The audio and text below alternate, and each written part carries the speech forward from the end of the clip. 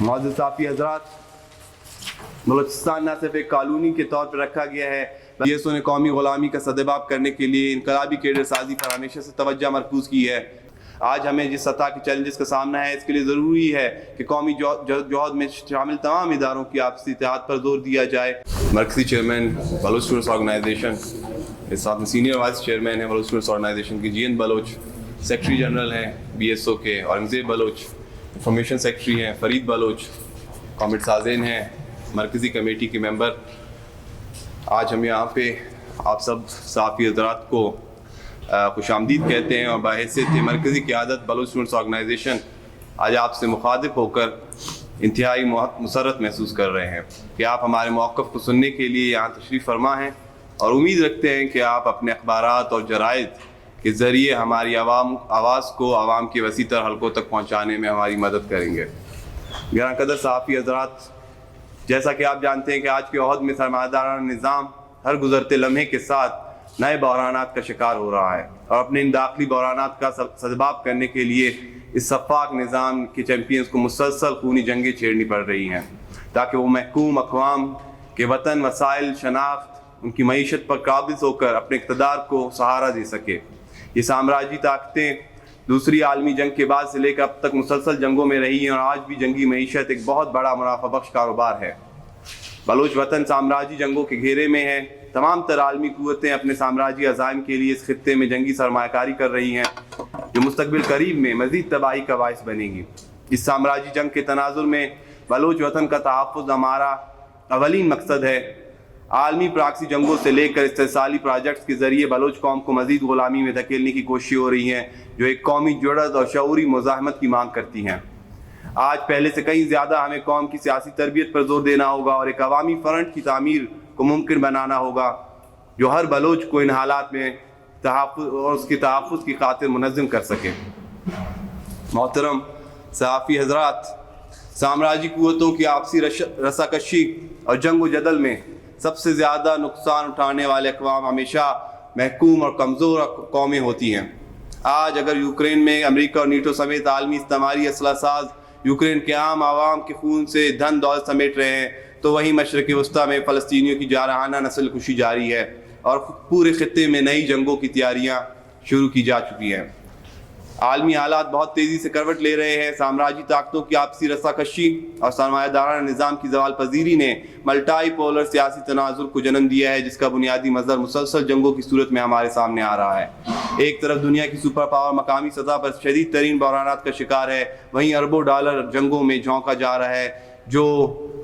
ہر صورت میں بالادست طبقے کے مفادات کو تحفظ مہیا کرنے کے مترادف ہے۔ اور آج کا عہد جہاں چین اور روس جیسے سامراجی طاقتوں کے ابھار کا عہد ہے، تو وہیں پر عالمی سطح پر رد استعماری عوامی جذبات کا بھی عہد ہے۔ اس طرح لاطینی امریکہ میں بارہا سامراج وادی اور سرمایہ دارانہ تسلط کے خلاف نکل پڑا ہے۔ لولا ڈی سلوا، پیٹرو گسٹاو اور گیبریل بورک جیسے سیاستدانوں کا ابھار اقتدار کا اصول اسی سرمایہ دارانہ مخالف سلسلے کی کڑیاں ہیں۔ سامراج کی آپسہ رساکشی اور گٹھ جوڑ کے اس پورے سلسلے میں محکوم قومیتوں کی بقا و آزادی کو مزید چیلنجز کا سامنا ہے۔ سامراجی طاقتوں کے اس بٹوارے نے محکوم قومیتوں کی آزادی کے عمل و تحریک کو براہ راست متاثر کیا ہے، جبکہ اقوام متحدہ نامی ادارے اب تک مکمل طور پر ناکام ہو چکے ہیں، اور اس سے اب کوئی امید لگائے رکھنا یا لبرل انسانیت پسندی کے بھروسے رہنا محکوم قومیتوں کے ساتھ ایک سنگین دھوکہ اور غداری کے مترادف ہوگا۔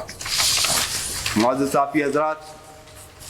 بلوچستان نہ صرف ایک کالونی کے طور پر رکھا گیا ہے، بلکہ وہاں پر اپنی نوآبادیاتی عزائم کی تکمیل کے لیے مسلط حاکم نے تمام تر سیاسی، مزاحمتی، انسانی آزادیوں پر قدغن لگا کر مذہبی انتہا پسندوں، ڈیتھ سکواڈ لشکریوں اور مصنوعی سیاستدانوں کے پورے لشکر تیار کیے ہیں۔ طالبان کا 3 ولایتیں ڈکلیئر کرنا بلوچستان میں، لشکر جنگی کی مضبوطی، انتہا پسند مذہبی مدارس پورا ایک منصوبہ بند جال بچھانا بلوچستان میں، داعش و خراسان کی جارحانہ کارروائیاں اس پوری تباہی کی نشانیاں ہیں، جو یہاں پہ ایک منظم اور مضموم عوائد سے جاری رکھی گئی ہیں، جو کسی بھی وقت ایک واضح شکل میں ہمارے سامنے مزید متشدد شکلوں میں ہمارے سامنے آ سکتی ہے۔ اور بدقسمتی یہ کہ اس پورے منظرنامے میں مادر وطن کی حفاظت کے لیے پارلیمانی اور غیر پارلیمانی سیاسی جماعتوں کی طرف سے کوئی سیاسی مزاحمت و تیاری نظر نہیں آ رہی ہے۔ دوسری طرف بلوچستان میں تعلیمی ادارے یا تو پھر نہ ہونے کے برابر ہیں، اگر کچھ گنے چنے ادارے ہیں بھی تو ان پر کرپٹ اور نااہل انتظامیہ مسلط کر مکمل طور پہ انہیں ملٹرائز کیا جا چکا ہے۔ تعلیمی اداروں میں طلبہ یونینز پر پابندی از خود آمریت اور آمرانہ نفسیات کی عکاسی ہے، لیکن طلبہ سیاست پر اس کے علاوہ بھی شدید ترین بندشیں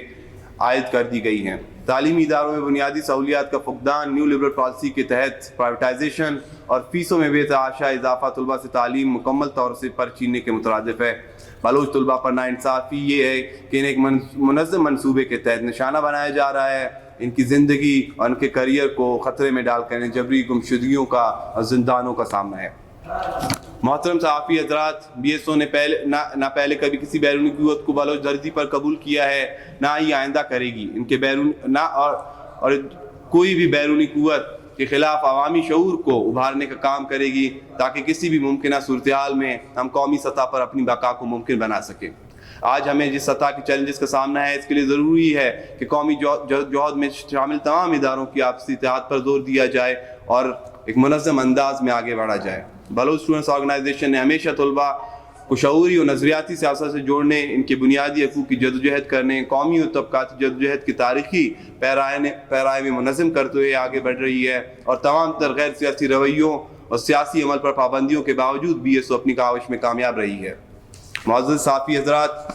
بی ایس او نے قومی غلامی کا سدباب کرنے کے لیے انقلابی کیڈر سازی پر ہمیشہ سے توجہ مرکوز کی ہے، اس میں کسی حد تک اور اس میں ہمیشہ کامیابی پائی ہے۔ اس کامیابی کا ضامن انقلابی نظریہ، ساتھیوں کا قومی کاز کے ساتھ کمٹمنٹ اور اداروں کی باقاعدہ فعالی ہے۔ اس لیے گزشتہ سیشن کا دور پورا ہونے پر بلوچ اسٹوڈنٹس آرگنائزیشن اپنے 23ویں قومی کونسل سیشن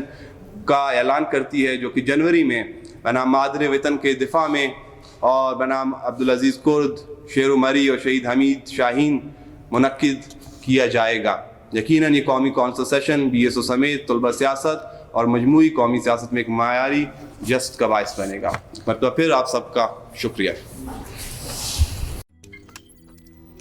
روزنامہ قدرت کی ویڈیو دیکھنے کے لیے ابھی یوٹیوب چینل پر سبسکرائب کریں اور بیل آئیکن پر بھی کلک کریں۔